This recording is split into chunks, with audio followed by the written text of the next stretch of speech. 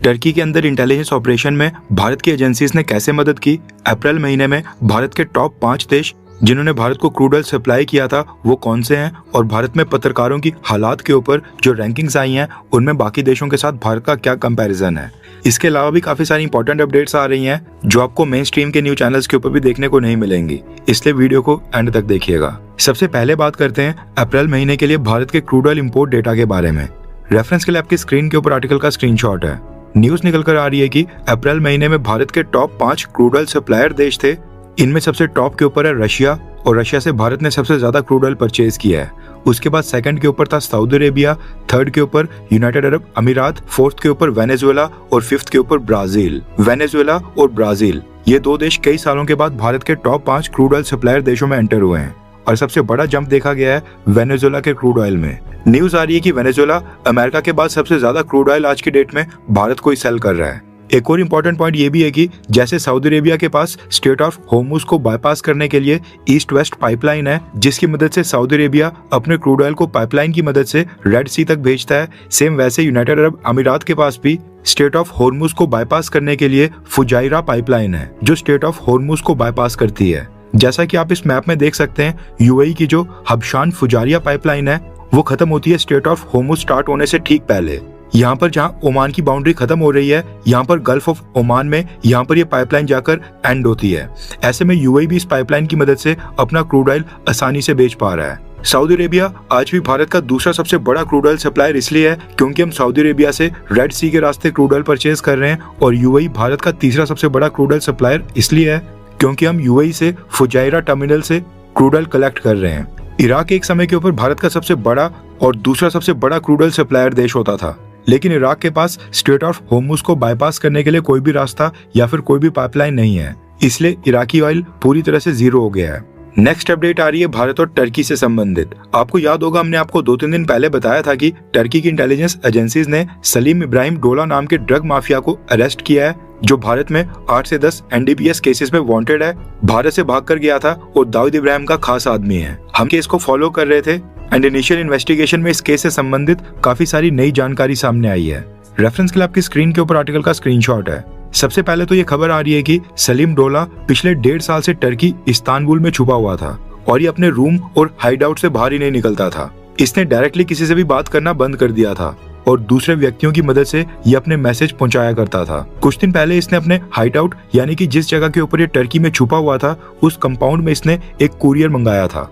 Courier में जो सामान मंगवाया गया था उसी की मदद से भारत की इंटेलिजेंस एजेंसीज ने इसके एड्रेस का पता लगाया, और इस कुरियर की डिलीवरी के बाद भारत की एजेंसीज ने इंटरपोल के माध्यम से टर्की की इंटेलिजेंस एजेंसी को कांटेक्ट किया और टर्की को सलीम इब्राहिम डोला की पिन पॉइंट लोकेशन और एड्रेस ट्रैक करके बताया। कहने का मतलब है कि टर्की को भी कानो कान खबर नहीं थी कि उनके देश में इतना बड़ा ड्रग माफिया छुपा हुआ है, और ये भारत की एजेंसीज ने ही टर्की में उसकी लोकेशन को ट्रेस करके उनको बताया। इसके साथ ही ये भी न्यूज निकल कर आ रही है कि सलीम डोला के पास से 2 इंडियन और 1 बुल्गेरियन पासपोर्ट मिला है, यानी टोटल 3 पासपोर्ट मिले हैं, और ये टर्की के अंदर बुल्गेरियन पासपोर्ट के ऊपर एंटर हुआ था जिसमें इसका नाम हमजा लिखा हुआ है। भारत की एजेंसीज ने भी बुल्गारिया को कांटेक्ट किया है और ये पता लगाने की कोशिश की जा रही है कि क्या ये बुल्गेरियन पासपोर्ट फेक है या फिर ऑथेंटिक है, और अगर ऑथेंटिक है तो सलीम डोला ने ये बनवाने में कैसे सफल हो गया। अभी के लिए तो खैर मुंबई की कोर्ट ने सलीम डोला को 8 मई तक नारकोटिक्स कंट्रोल ब्यूरो की कस्टडी में भेज दिया है। टर्की की सरकार ने इसके ऊपर अभी तक कोई भी स्टेटमेंट नहीं दी है। जैसे टर्की की तरफ से कोई बयान सामने आता है हम आपको वो भी बता देंगे। अगर आपने हमारे चैनल इंडियन अफेयर्स को सब्सक्राइब नहीं किया तो कर लें। नेक्स्ट अपडेट आ रही है भारत और वियतनाम को लेकर। न्यूज निकल कर आ रही है कि वियतनाम के प्रेसिडेंट तो लाम अगले हफ्ते 5 मई को भारत आ रहे हैं। 7 मई को इनकी भारत की विजिट कंक्लूड होगी। नो डाउट कि तो लाम और प्रधानमंत्री मोदी की बायलैटरल मीटिंग में काफी सारी डील्स और एग्रीमेंट साइन होंगे, लेकिन एक डील के बारे में सबसे ज्यादा डिस्कशन हो रही है वो है ब्रह्मोस मिसाइल की डील को लेकर। भारत के कई सारे न्यूज चैनल से क्लेम कर रहे हैं कि भारत अब इसी विजिट में वियतनाम के साथ भी ब्रह्मोस मिसाइल की डील साइन करने वाला है, जिसकी कीमत 5,800 करोड़ रुपए की होगी। हालांकि वियतनाम के न्यूज चैनल्स इस डील के ऊपर अभी तक कोई कमेंट नहीं कर रहे हैं। नेक्स्ट अपडेट आ रही है प्रेस फ्रीडम इंडेक्स की रैंकिंग्स के बारे में, जो रिपोर्टर्स विदाउट बॉर्डर्स हर साल रिलीज करता है। प्रेस फ्रीडम इंडेक्स में दुनिया के 180 से भी ज्यादा देशों को इस आधार पर रैंक किया जाता है कि उस देश में न्यूज चैनल्स, प्रेस और मीडिया कितना फ्री है और कितना सेफ है। इस रैंकिंग से आइडिया लगाया जा सकता है कि कौन से देश में पत्रकार, जर्नलिस्ट बिना प्रेशर और सेंसरशिप के डर के बिना आजादी से काम कर पा रहे हैं टॉप रैंक का मतलब होता है उन देशों में ज्यादा फ्रीडम है, पत्रकारों के साथ कोई भी रोक टोक नहीं है, सरकार का कोई दबाव या फिर प्रेशर नहीं है। और नीचे रैंक का मतलब मीडिया और प्रेस के ऊपर काफी रिस्ट्रिक्शंस लगाई जा रही हैं, पत्रकारों के ऊपर प्रेशर है या फिर उनकी जान को खतरा है। यानी आसान भाषा में ये कहा जा सकता है कि ये इंडेक्स बताता है कि किस देश में मीडिया को सच बोलने में कितनी आजादी है और वहाँ पर पत्रकारों को कितना रिस्क लेकर काम करना पड़ता है। अब हुआ ये कि प्रेस फ्रीडम इंडेक्स की 2026 की रैंकिंग्स आ गई हैं, जिसमें अगर आप भारत का रैंक देखेंगे और उनको दूसरे कुछ देशों के साथ कंपेयर करेंगे तो आपको हैरानी होगी और हैरानी के साथ साथ हंसी भी आएगी। रेफरेंस के लिए आपकी स्क्रीन के ऊपर आर्टिकल का स्क्रीनशॉट है। न्यूज निकल कर आ रही है कि प्रेस फ्रीडम इंडेक्स 2026 में भारत को 180 देशों में से 157 रैंक के ऊपर रखा गया है। भारत को 157 रैंक मिला है, यानी भारत में मीडिया बिल्कुल भी स्वतंत्र नहीं है और पत्रकारों को भय और खतरे में काम करना पड़ता है। पिछले साल भारत का रैंक था 151, यानी कि इस साल भारत का रैंक 6 पोजीशन और नीचे गिर गया है। और रिपोर्टर्स विदाउट बॉर्डर्स के अकॉर्डिंग भारत में मीडिया की कंडीशन पिछले साल के मुकाबले और बदतर हो गई है और भारत में पत्रकारों की जान के ऊपर खतरा आ रहा है। खास बात यह है कि इस साल प्रेस फ्रीडम इंडेक्स में जहां पर भारत को 157 रैंक मिला है, सेम इसी लिस्ट में भारत के ठीक ऊपर फलस्तीन को 156 रैंक दिया गया है। यानी कि इस रैंकिंग के अकॉर्डिंग फलस्तीन में पत्रकारिता करना और फलस्तीन में जर्नलिज्म करना भारत के कंपैरिजन में वहां पर ज्यादा सेफ है। इवन पाकिस्तान को 153 और बांग्लादेश को 152 का रैंक मिला है। टॉप 5 देश जहां पर जर्नलिज्म करना और मीडिया के ऊपर कोई रिस्ट्रिक्शंस नहीं है वह है नॉर्वे, नीदरलैंड्स, इस्टोनिया, डेनमार्क और स्वीडन। वहीं पर सबसे लोवेस्ट 5 देश जहां पर जर्नलिज्म करना अपनी जान से खेलने के बराबर है वह है अफगानिस्तान, उससे नीचे सऊदी अरेबिया, उससे नीचे ईरान, उसके नीचे चाइना, उसके नीचे नॉर्थ कोरिया और सबसे लास्ट रैंक के ऊपर है एरिट्रिया। कुछ और इंपॉर्टेंट कंट्रीज की बात करें तो ब्रिटेन का रैंक है 18, फ्रांस का रैंक है 25, अमेरिका का रैंक है 64, इजराइल का रैंक है 116 और रशिया का रैंक है 172। यानी चाइना और रशिया भारत से भी नीचे हैं। अगर हम भारत के पड़ोसी देशों की बात करें तो जिनकी बाउंड्रीज भारत के साथ लगती हैं, उनमें सबसे बेहतर रैंक है नेपाल का।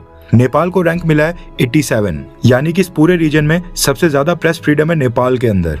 इसके बाद मालदीव्स का रैंक है 108, यानी कि 108। उसके बाद श्रीलंका का रैंक है 134। इवन भूटान को भी इस प्रेस फ्रीडम की रैंकिंग्स में 180 देशों में से 150 रैंक के ऊपर रखा गया है। उसके बाद बांग्लादेश 152 और पाकिस्तान 153। म्यांमार की बात करें जहां पर आज भी इनडायरेक्टली सेना का रूल है, उनको 166 रैंक दिया गया है। खैर, आपको क्या लगता है कि क्या ये प्रेस फ्रीडम इंडेक्स की रिपोर्ट सही होती है, हाँ या फिर ना? आप इस तरह की रैंकिंग्स को बिल्कुल नहीं मानते हैं, क्योंकि इस तरह की रैंकिंग से ग्लोबल स्टेज के ऊपर भारत की इमेज भी बहुत ही खराब होती है। नीचे कमेंट करके अपनी राय जरूर बताएं। नेक्स्ट अपडेट आ रही है भारत और चाइना को लेकर। जैसा कि आपको पता है कि भारत और चाइना के रिलेशंस वापस से काफी इंप्रूव हो रहे हैं और दोनों देश कोशिश कर रहे हैं कि बॉर्डर डिस्प्यूट्स को साइड करके बायलैटरल रिलेशंस के ऊपर फोकस किया जाए और बिजनेस टाइज को इंप्रूव किया जाए। इसी के चलते भारत ने चाइना के साथ डायरेक्ट फ्लाइट्स वापस से स्टार्ट की थी। चाइनीज नेशनल्स के लिए वीजा रिस्ट्रिक्शंस को भी हटा दिया गया है और अब चाइनीज कंपनी की इन्वेस्टमेंट को भी भारत सरकार वेलकम कर रही है। अब ये जो चाइनीज इन्वेस्टमेंट भारत में आ रही है, इसको लेकर न्यूज निकल कर आ रही है कि भारत की सरकार ने अपनी स्ट्रेटेजी में एक बहुत ही बड़ा बदलाव किया है। रेफरेंस के लिए आपकी स्क्रीन के ऊपर आर्टिकल का स्क्रीनशॉट है। न्यूज आ रही है कि भारत की सरकार ने 7 ऐसे सेक्टर्स को आइडेंटिफाई किया है जिनमें चाइना की इन्वेस्टमेंट प्रपोजल्स को तेजी से फास्ट ट्रैक मोड के ऊपर अप्रूव किया जा रहा है और आगे भी इन 7 सेक्टर्स के अंदर फास्ट ट्रैक अप्रूवल दिया जाएगा। यानी कि इन सेक्टर्स में अप्रूवल लेना चाइनीज कंपनीज के लिए आसान होगा, जबकि जो बाकी के सेक्टर्स हैं वहां पर भारत सरकार पहले की तरह स्ट्रिक्ट कंडीशंस के साथ आगे बढ़ेगी। अभी जो 7 सेक्टर्स हैं जिनमें इन्वेस्टमेंट करना चाइनीज कंपनीज के लिए आसान होगा, ये हैं capital goods, electronic capital goods, electronic components, polysilicon and ingot wafers, advanced battery components, rare earth permanent magnets और रेयर अर्थ प्रोसेसिंग। अगर इन सेक्टर्स में चाइनीज कंपनीज इन्वेस्टमेंट करना चाहती हैं तो भारत की सरकार उन कंपनीज को 60 दिनों के अंदर ही अप्रूवल देने के लिए रेडी है। न्यूज के अकॉर्डिंग साल 2020 में कोविड-19 और गलवान घाटी की घटना के कारण जो रिलेशंस खराब हुए थे, उसके कारण भारत सरकार चाइनीज कंपनीज के इन्वेस्टमेंट प्रपोजल्स को अप्रूव ही नहीं कर रही थी, जिसकी वजह से चाइनीज कंपनीज के 600 इन्वेस्टमेंट अप्रूवल्स अभी तक पेंडिंग पड़े हुए हैं। अब भारत की सरकार चाइनीज कंपनीज के इन 600 प्रपोजल्स को रिव्यू कर रही है और इनमें से उन इन्वेस्टमेंट प्रपोजल्स को फास्ट ट्रैक अप्रूवल दिया जाएगा जो इन 7 सेक्टर्स में इन्वेस्टमेंट करना चाहते हैं। गवर्नमेंट का कहना है कि सेफ्टी और सिक्योरिटी हमारी फर्स्ट प्रायोरिटी है, इसलिए ड्यू डिलिजेंस यानी पूरी तरह से जांच पड़ताल करने के बाद ही इन्वेस्टमेंट प्रपोजल को अप्रूव किया जा रहा है। अब ये जो 7 सेक्टर्स भारत सरकार ने आइडेंटिफाई करके इनमें इन्वेस्टमेंट फास्ट ट्रैक करने का फैसला किया है, ये सारे स्ट्रेटेजिक तौर के ऊपर भारत के लिए सबसे इंपॉर्टेंट सेक्टर्स हैं, इसलिए भारत ने इनको फास्ट ट्रैक मोड के ऊपर डाला है। यहाँ तक अगर आपने हमारी वीडियो देख ली है तो इसका मतलब है कि आपको हमारी ये वीडियो काफ़ी अच्छी लगी होगी। भारत की फॉरेन पॉलिसी, हमारी अर्थव्यवस्था और डिफेंस से संबंधित काफ़ी सारी इंपॉर्टेंट न्यूज़ होती हैं जो बाकी चैनल्स कवर नहीं कर रहे हैं या फिर बाकी चैनल्स मिस कर देते हैं। हम वो सारी इंपॉर्टेंट न्यूज़ कवर करने की कोशिश करते हैं। प्रॉब्लम ये है कि अब हम चीज़ों को थोड़ा और प्रोफेशनल लेवल के ऊपर लेना चाहते हैं। टीम को बड़ा करके चैनल के ऊपर अपग्रेड्स करना चाहते हैं ताकि और भी बेटर और प्रोफेशनल वीडियोस आपके लिए हम लाते रहें। हम चाहते हैं कि बेटर रिसर्च करके ग्लोबल थिंक टैंक्स की रिपोर्ट्स, इंटरनेशनल पॉलिसी पेपर्स और ग्लोबल लेवल के ऊपर भारत के लिए कौन सी चुनौतियां आ रही हैं उसको डिटेल में स्टडी करके आप तक और बेटर तरीके से पहुंचाया जाए। इसके लिए हमें रिसर्च, एडिटिंग और कंटेंट क्वालिटी को इम्प्रूव करना होगा और उसके लिए टीम भी एक्सपैंड करनी होगी। ऑनेस्टी के साथ मैं आपको बताना चाहता हूँ कि हमारे पास इस चैनल को नेक्स्ट लेवल के ऊपर लेने के लिए जुनून और जज्बा ये दोनों ही हैं। एक दिशा भी है जिसकी तरफ हम आगे बढ़ना चाहते हैं, लेकिन फंड्स की कमी आ रही है। हमें बस आपके सपोर्ट की जरूरत है जो आप हमारे चैनल का मेंबर बनकर हमें दिखा सकते हैं। हमने इंडियन अफेयर्स चैनल के ऊपर मेंबरशिप स्टार्ट कर दी है और मेंबरशिप को ज्वाइन करने का लिंक वीडियो के डिस्क्रिप्शन में दे दिया गया है, जहां से आप बहुत ही आसानी से चैनल को ज्वाइन कर सकते हैं।